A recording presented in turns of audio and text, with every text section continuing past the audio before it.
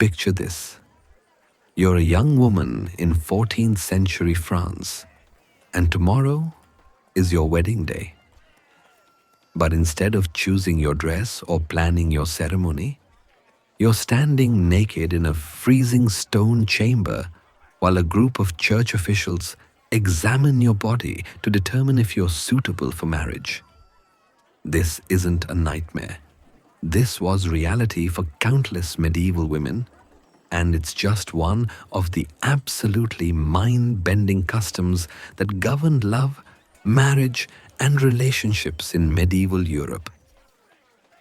What you're about to discover will make you grateful you didn't live 700 years ago. Because when it comes to medieval relationship customs, truth really is stranger than fiction. These weren't just quirky traditions. They were legally binding practices that could determine whether you lived or died, whether you inherited a fortune or ended up destitute, and whether your marriage was considered valid in the eyes of God and the law. Before we dive into this bizarre world, I need you to do me a favor. Hit that like button if you're ready to have your mind blown by history, and let me know in the comments where you're watching from. Because we're about to explore some of the most shocking and unbelievable customs that our ancestors actually lived by. Let's start with something that will make your blood run cold. Medieval marriage wasn't about love. It was about property, politics, and power. And the laws governing it were so twisted that they'd make a modern lawyer's head spin. In medieval Europe, a girl could be legally married at age 12. But here's where it gets truly disturbing. She could be betrothed as an infant. We're talking about babies, sometimes just months old, having their entire futures decided by contracts signed before they could even walk. These weren't symbolic arrangements either. They were binding legal documents that transferred ownership of a human being from father to future husband. But the church had rules about when these marriages could be consummated, right? Wrong. While canon law stated that marriages shouldn't be consummated until the girl reached puberty, there was no real enforcement mechanism. The determination of whether a girl had reached marriageable age was often made by the same people who had financial interests in the union, proceeding as quickly as possible. The most shocking part? A medieval marriage could be legally valid if both parties simply said, "I take you as my husband," or "I take you as my wife," in the present tense. Even without witnesses, even without a priest, even if they were children who barely understood what they were saying. This led to countless disputes over whether marriages were real or not, with devastating consequences for the people involved. Isabella of France was betrothed to the future Edward II of England when she was just 6 years old. She spent her entire childhood knowing that her life, her body, and her future belonged to a man she'd never met. When she finally married him at age 12, she discovered he was more interested in his male companions than in her, a situation that would define the rest of her tragic life. These weren't isolated cases. They were the norm, and the psychological torture this inflicted on medieval children is something we can barely imagine today. Now you might think that surely there was some romance in medieval times, right? After all, this was the era of courtly love, of knights declaring undying devotion to noble ladies. But when you dig deeper into what courtly love actually involved, you realize it was less like a fairy tale and more like legalized stalking. The rules of courtly love, as laid out by medieval poets and nobles, were absolutely insane. A knight was expected to worship a lady from afar, usually a married woman of higher social status, and perform increasingly dangerous and elaborate acts to prove his devotion. But here's the twisted part. The lady was supposed to remain forever unattainable. The whole point was the suffering. Andreas Capellanus, writing in the 12th century, literally created a manual for this madness called The Art of Courtly Love. According to his rules, true love could only exist outside of marriage. A knight should become physically ill from longing, lose sleep, lose weight, and basically torture himself psychologically for a woman who was legally forbidden to return his affections. But it gets weirder. Knights would sometimes kidnap locks of their beloved's hair, steal her personal items, or demand she give them pieces of her clothing as tokens. They'd wear these items into battle, believing they provided magical protection. If the lady refused these requests, the knight might threaten suicide or challenge her husband to combat. The most disturbing example might be Ulrich von Liechtenstein, a 13th century German knight who cut off his own finger and sent it to his beloved as a gift. When she wasn't impressed, he had his hair lip surgically repaired because she'd once commented on it. Still not satisfied with her response, he disguised himself as a woman and traveled across Europe fighting anyone who wouldn't declare her the most beautiful woman alive. This wasn't romance. This was obsession codified into a social system. And it created a culture where women were simultaneously worshipped and completely powerless, treated as both goddesses and property. But the truly mind-bending part of medieval relationship customs comes when we look at what people actually believed about the human body, attraction, and reproduction. Medieval medical knowledge was so wildly incorrect that it's amazing the human race survived at all. Medieval doctors believed that women were basically defective men. According to the influential physician Galen, whose theories dominated medieval medicine, women existed because during conception, there hadn't been enough heat to create a proper male. This wasn't just a fringe theory. This was mainstream medical belief taught in universities across Europe. This led to some absolutely bizarre medical advice. Doctors recommended that women eat heating foods like pepper and ginger to try to correct their fundamental deficiency.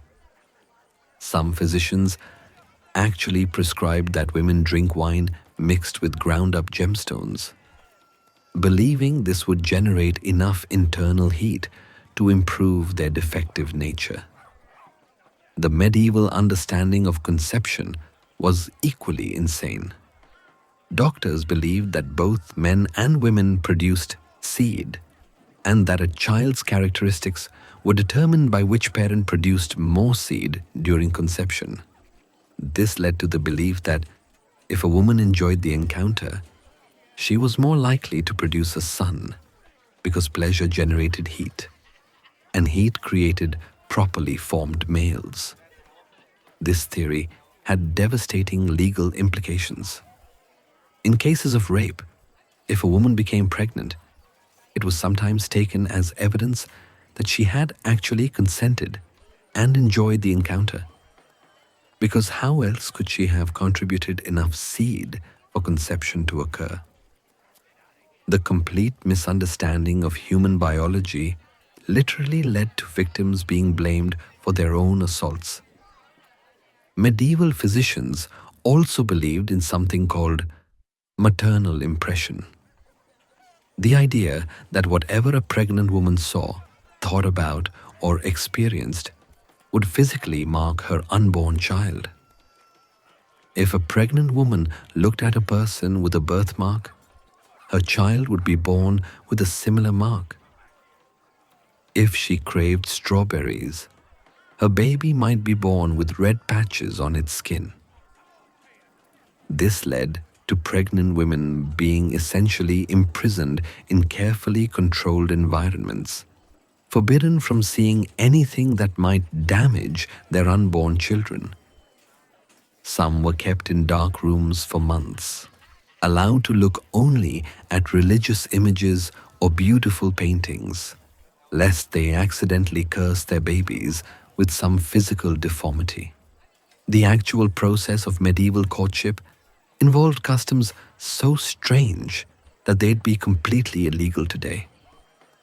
Let's start with bundling, a practice that was especially common in Northern Europe and later carried to colonial America. Bundling involved unmarried couples spending the night in the same bed, but with specific rules designed to prevent intimacy. The couple would be fully clothed, sometimes sewn into separate sacks, or have a wooden board placed between them in the bed. The idea was that this would allow them to get to know each other through conversation while ensuring their virtue remained intact. But think about the psychological pressure this created.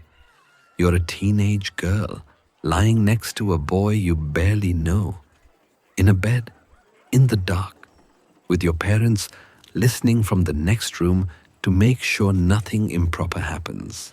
And this was considered a normal part of the courtship process that could continue for weeks or months. Even more bizarre was the practice of spooning in Wales, where suitors would carve elaborate wooden spoons and present them to the objects of their affection. But these weren't just gifts. They were complex coded messages. Different symbols carved into the spoon conveyed different meanings. A horseshoe meant, "I wish to marry you." A wheel meant, "I will work for you." Keys meant, "You have the key to my heart." The most intricate spoons featured moving parts, secret compartments, and chains linking multiple wooden elements. Young men would spend months crafting these proposals, and a woman's acceptance or rejection of the spoon determined the future of the relationship. Some surviving examples are so complex they look more like mechanical puzzles than eating utensils. In some parts of medieval Germany, there was a custom called Kiltgang, or night courting, where young men would literally climb through the windows of unmarried women at night for supervised courtship sessions. The girl's parents would pretend to be asleep while the suitor climbed into their daughter's room, where they would talk quietly until dawn. But here's the truly weird part. If a girl became pregnant during Kiltgang, the man was legally required to marry her. This created a situation where pregnancy was actually seen as a form of engagement contract. The practice was so common that some villages had pregnancy rates of over 40% among brides. These customs might seem quaint or romantic from a distance, but imagine being a medieval teenager navigating these bizarre social rules where one wrong move could determine the rest of your life. If you thought medieval courtship was strange, wait until you hear about medieval wedding ceremonies. These weren't joyful celebrations. They were elaborate legal transactions designed to transfer ownership of a woman from her father to her husband, with rituals so bizarre they'd shock modern audiences. The medieval wedding ceremony included something called the bedding. After the religious service and feast, the bride and groom would be escorted to their marriage bed by the entire wedding party. This wasn't symbolic. Guests would literally watch as the couple was put to bed together, often making crude jokes and comments throughout the process. But it gets worse. In many noble families, witnesses needed to verify that the marriage had been consummated. This meant that representatives from both families would remain nearby, listening for proof that the marriage had been completed. Some ceremonies included the practice of collecting and displaying bloodied bed sheets as evidence of the bride's virginity and the marriage's consummation. The church developed even more intrusive verification methods. In cases where there were disputes about whether a marriage had been properly consummated, ecclesiastical courts would conduct physical examinations of both spouses. Medieval court records contain detailed accounts of these examinations, which were performed by panels of expert women who would testify about a bride's physical condition. Medieval wedding ceremonies also included rituals that would be considered assault today. During the grabbing ceremony, common in many parts of Europe, the groom would literally seize the bride and carry her away from her family, often while she struggled and cried. This was supposed to symbolize the transition from her father's protection to her husband's control, but it frequently involved actual force. The exchange of rings wasn't the romantic gesture we know today either.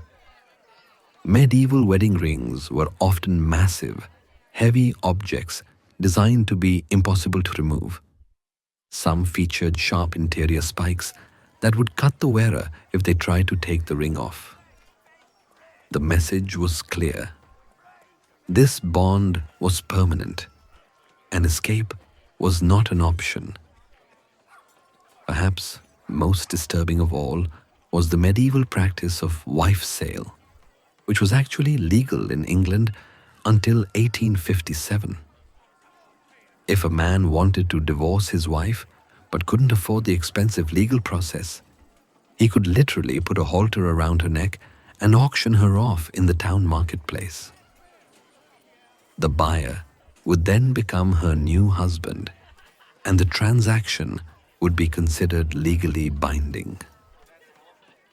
Thomas Hardy's novel The Mayor of Casterbridge opens with a wife sale scene. But this wasn't fiction. These sales actually happened, with detailed records surviving in court documents and newspaper accounts. The legal realities of medieval marriage were so twisted that they created a system where women had essentially no rights and men had absolute power over their wives' bodies, property, and very lives. But the specific legal mechanisms that enforced this system were more bizarre and horrifying than most people realize. Under medieval law, marriage created what was called coverture, a legal doctrine that meant a woman's legal identity was completely absorbed by her husband's. She couldn't own property, sign contracts, or even testify in court without his permission. But the enforcement of coverture led to some absolutely insane legal situations. If a married woman committed a crime, her husband could be held legally responsible because she was considered incapable of independent legal action. This led to cases where innocent men were punished for their wives' actions, but it also meant that women could be forced to take responsibility for their husbands' crimes, since they were considered one legal entity. Medieval law included something called the rule of thumb, a regulation that supposedly limited how severely a man could beat his wife by restricting him to using a stick no thicker than his thumb. But recent historical research suggests this rule might actually be a modern myth. The reality was far worse. Medieval law placed virtually no restrictions on how a husband could treat his wife physically. Legal records from medieval courts contain cases that are absolutely horrifying. Husbands who killed their wives were often charged with destroying property rather than murder. The punishment was usually a fine rather than execution, and the amount was calculated based on the woman's economic value to her family, not the moral weight of taking a human life. But perhaps the most twisted aspect of medieval marriage law was the concept of conjugal rights. A husband had an absolute legal right to his wife's body, and her refusal could be grounds for annulment or legal punishment. Medieval church courts regularly heard cases where husbands sued their wives for conjugal refusal, and women could be excommunicated or imprisoned for refusing their husband's demands. The legal system also created bizarre situations around inheritance and property. If a woman inherited land from her father, her husband would automatically gain control of it upon marriage. But if the husband died, the woman might not regain control of her own inherited property. It could pass to her husband's male relatives instead.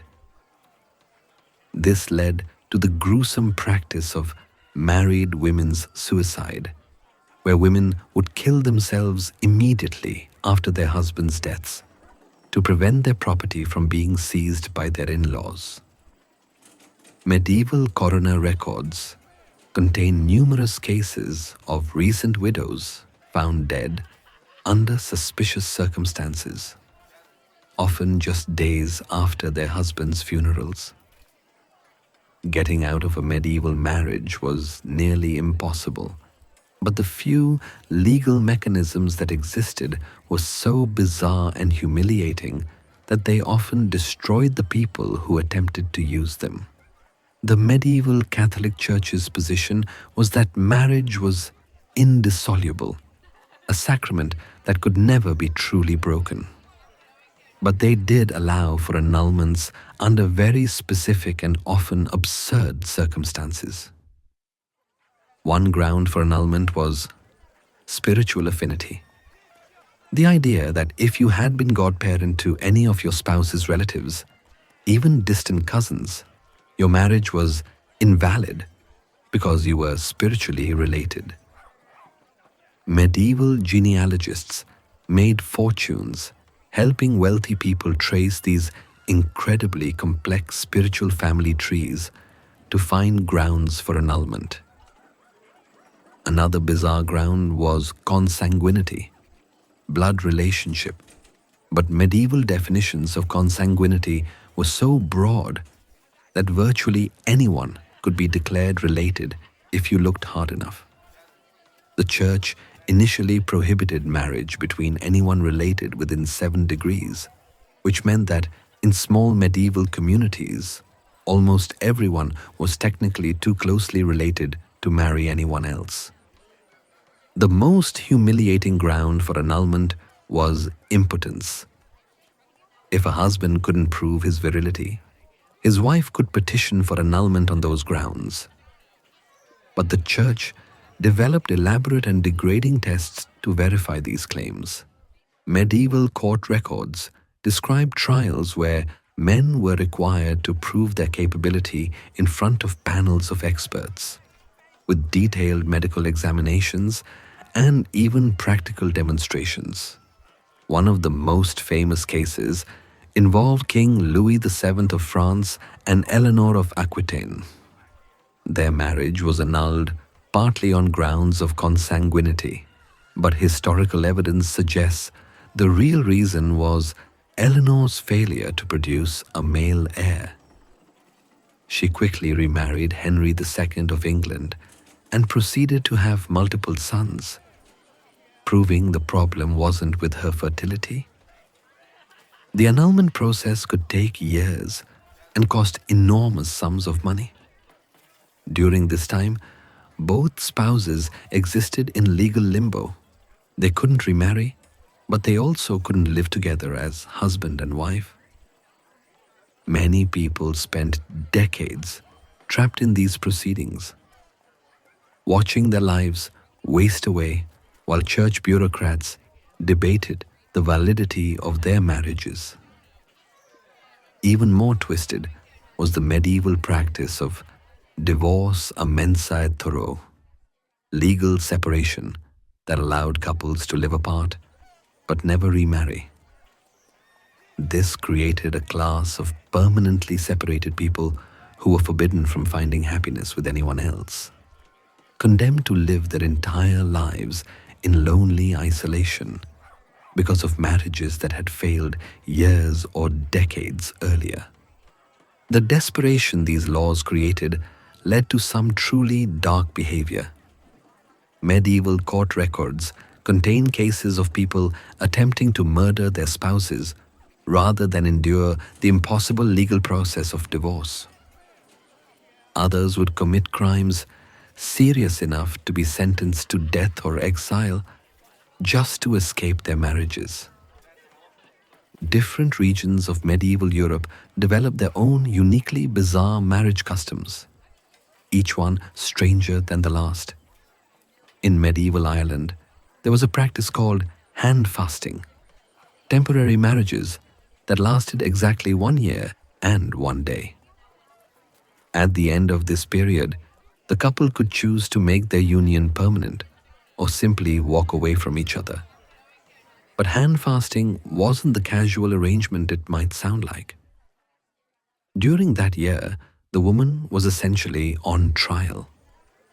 If she didn't become pregnant or prove her worth as a wife, she could be discarded without any legal recourse. Even worse, any children born during a hand fasting period had uncertain legal status.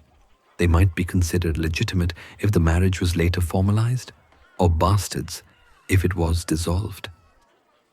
In medieval Scotland, there was a tradition called blackening, where friends and family of the bride would cover her in horrible substances: rotten eggs, spoiled milk, tar, feathers, and sometimes even dead fish, before parading her through the village. The idea was that if she could endure this humiliation with dignity, she could handle anything marriage threw at her. The bride would be tied to a cart or forced to walk through the streets while people threw more disgusting substances at her and shouted insults. This wasn't hazing. This was considered an essential preparation for marriage, a test of character that determined whether a woman was worthy of becoming a wife. Medieval Germany had a practice called Morgengabe, or morning gift, where a husband was required to give his wife a present the morning after their wedding night. But this wasn't a romantic gesture. It was payment for her virginity. The value of the Morgengabe was directly related to the bride's perceived purity, and a disappointing morning gift could publicly shame a new wife and her entire family. Some Morgengabe gifts were absolutely bizarre. Medieval records describe husbands giving their wives everything from live animals to entire villages, but also stranger gifts like collections of exotic spices, rare books in languages the women couldn't read, or elaborate mechanical contraptions that served no practical purpose. In medieval France, there was a custom called charivari, where the community would torment couples whose marriages they disapproved of. If a young woman married a much older man, or if a widow remarried too quickly, or if the couple had violated any social norms, the entire village would gather outside their home and make as much noise as possible, banging pots, shouting insults, and sometimes even throwing objects at the house. These charivari could last for days or even weeks, making it impossible for the couple to sleep, work, or live normally. The only way to stop it was to pay a fine to the community or agree to some form of public humiliation. Some couples were forced to ride backward on donkeys through the town while wearing humiliating costumes. Medieval England had a practice called wife selling that was even more degrading than it sounds. When a man wanted to end his marriage but couldn't afford divorce proceedings, he would put a rope around his wife's neck and lead her to the local marketplace, where she would be auctioned off to the highest bidder. The new buyer would become her husband, and the transaction was considered legally binding. These sales weren't rare occurrences. They happened regularly in markets across England well into the 19th century. The women involved had no choice in the matter and were literally treated as livestock being transferred from one owner to another. Perhaps the most disturbing aspect of medieval marriage customs was how they destroyed childhood for countless young people, particularly girls. The psychological trauma inflicted by these practices is almost impossible for modern minds to comprehend, but understanding it helps us grasp just how far we've come and how precious our current protections for children really are. Medieval girls lived their entire childhoods knowing that their bodies didn't belong to them. From birth, their futures were determined by men who saw them as political and economic assets rather than human beings. A 6-year-old girl might already be legally married to a grown man, spending her childhood in terror of the day she would be sent to live with her husband. The psychological preparation for these marriages was systematic and deliberate. Girls were taught from infancy that their only value lay in their ability to produce male heirs, manage households, and increase their family's wealth and status. They were trained to be submissive, silent, and compliant, with any sign of independent thought or rebellion being brutally suppressed. Medieval educational texts for young girls are absolutely chilling to read today. Books like The Good Wife Taught Her Daughter instructed girls to never speak unless spoken to always walk with their eyes cast down, and to accept whatever treatment their future husbands chose to give them. These weren't suggestions, they were survival manuals for a world where women had no legal protections. The most heartbreaking part is reading the personal accounts that have survived from medieval girls and young women. Letters, diary entries, and court testimonies reveal the constant terror these children lived with, knowing that their lives could be destroyed by political arrangements made by men they had never met. Agnes de Montfort was betrothed at age 7 to a man 30 years older. Her letters, preserved in the medieval archives, describe nightmares about her wedding day and desperate attempts to convince her father to cancel the arrangement. When she finally married at age 12, she wrote to her sister that she felt like she was dying while still alive. The physical reality of these child marriages was even more horrific than the psychological trauma. Medieval medical records describe injuries sustained by young girls who were physically unprepared for marriage. Many died in childbirth when their bodies were too small and undeveloped to safely deliver babies. Others suffered permanent injuries that left them in pain for the rest of their lives. But the system created its own justifications for this abuse. Medieval theologians argued that early marriage was necessary to prevent sin, that young girls needed to be under male control to protect their virtue. They claimed that children who were married young would grow into their roles naturally and be happier than those who had time to develop independent thoughts and desires. The most twisted aspect was how the system taught children to blame themselves for their suffering. Girls who struggled with their arranged marriages were told they were being punished for their sins, that their unhappiness was evidence of their spiritual failings. This gaslighting was so effective that many victims defended the very system that was destroying them. What makes medieval marriage customs even more disturbing is understanding that they weren't just social traditions. They were carefully designed economic systems that treated human beings as commodities. The bizarre rituals and brutal laws all served to maintain a machine that generated wealth and power for a small elite while destroying the lives of everyone else.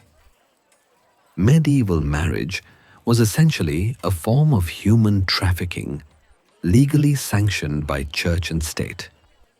When a father arranged his daughter's marriage, he was literally selling her to another man in exchange for money, land, political alliances, or other valuable considerations. The bride price, dowry systems, and complex marriage negotiations were business transactions, where women were the merchandise being traded. The economic calculations behind these arrangements were staggeringly complex.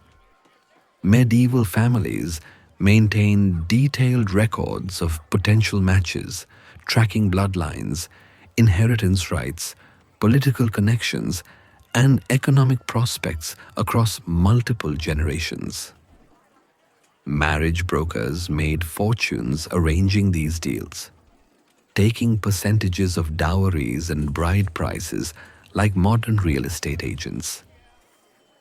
The dowry system created a particularly twisted economic incentive. Families with multiple daughters faced financial ruin because each daughter required a substantial dowry to secure a decent marriage. This led to the practice of forcing younger daughters into convents against their will, essentially selling them to the church to avoid the cost of marriage dowries. Medieval account books reveal the cold calculation behind these decisions. Families would literally budget for daughters like they budgeted for livestock, calculating the minimum investment required to dispose of each girl acceptably. Daughters who were considered less attractive or less politically useful would receive smaller dowries and be married to men of lower status. The most successful medieval families operated their marriage strategies like modern corporations operate their business strategies. They would arrange marriages decades in advance, creating complex webs of alliances designed to maximize their wealth and power over multiple generations. Children were just pieces on this elaborate chessboard. The church played a crucial role in maintaining this system by providing religious justification for what was essentially legalized slavery. Medieval theologians developed elaborate theological arguments, explaining why women needed to be under male control, why arranged marriages were God's will, and why resistance to these arrangements was sinful. But the system also created its own victims among men. Younger sons who wouldn't inherit their father's estates were often forced into equally unsuitable marriages with older women or widows, chosen purely for their wealth rather than any personal compatibility. These men became essentially male prostitutes, selling their bodies and their futures for financial security. The economic pressures were so intense that they corrupted every aspect of medieval society. Judges who ruled on marriage disputes were often bribed by wealthy families. Church officials who could grant annulments became incredibly wealthy and powerful. Even servants and household staff profited by spying on their employers and selling information about potential marriages. As we reach the end of this journey through medieval marriage customs, it's important to understand that we are not just exploring historical curiosities. We are examining the roots of systems that shaped human civilization for centuries and continue to influence our world today. The most shocking realization is how recently many of these practices disappeared. Wife selling was legal in England until 1857. Arranged child marriages continued in parts of Europe well into the 20th century. The legal doctrine of coverture, which made women the property of their husbands, wasn't fully abolished in many Western countries until the 1960s and 1970s. Even today, millions of people around the world live under marriage systems that closely resemble medieval European customs. Child marriage, forced marriage, bride price systems, and legal frameworks that treat women as property still exist in many countries. Understanding medieval marriage helps us recognize these practices for what they truly are: systematic human rights violations disguised as cultural traditions. But there's also hope in this history. The fact that such entrenched systems could eventually be dismantled shows that progress is possible even when oppression seems absolute.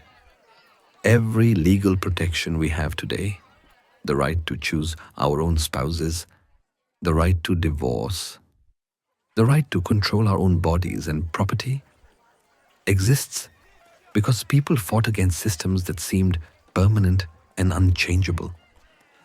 The medieval marriage system wasn't just a collection of bizarre customs. It was a comprehensive machine designed to concentrate power in the hands of a small elite while denying basic human dignity to everyone else. Understanding how this machine worked helps us recognize similar patterns in our own society and gives us tools to fight against oppression wherever we find it. Perhaps most importantly, this history reminds us that the freedoms we take for granted today are neither natural nor permanent. They were won through centuries of struggle by people who refused to accept that their lives should be determined by the accidents of their birth. Their courage and sacrifice gave us the world we live in today. The next time you choose who to date, decide when to marry, or exercise any control over your own romantic life, remember that you're doing something that would have been literally impossible for most of human history. You're living a freedom that countless previous generations could only dream of. Medieval marriage customs weren't just stranger than fiction. They were stranger than most modern people can even imagine.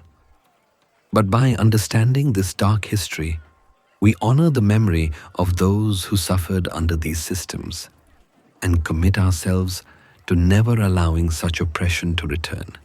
The story of a medieval marriage is ultimately a story about human dignity, how it can be systematically destroyed and how it can eventually be reclaimed. That's a lesson worth remembering because the fight for human dignity is never truly over. And that, ultimately, is why these bizarre historical practices matter today. They remind us that progress is possible, that systems can change, and that every generation has the opportunity and the responsibility to build a more just and humane world than the one they inherited.